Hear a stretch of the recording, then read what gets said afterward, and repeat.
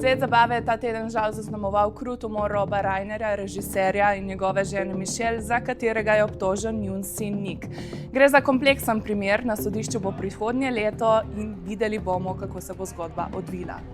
Ok, ampak pejmo k bolj pozitivnim temam, bolj prazničnim temam. Luka Dončić je bil zopet božiček. Svojim kolegom iz ekipe Los Angeles Lakers je zrihtal fancy električna kolesa. Mi bi tudi.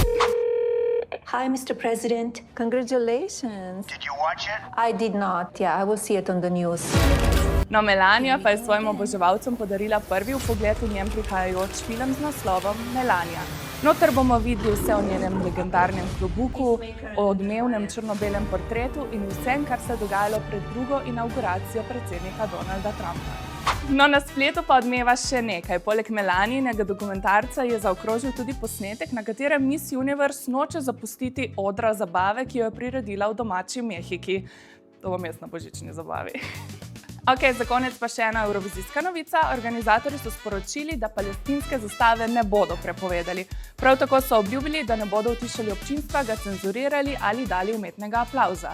Bomo videli.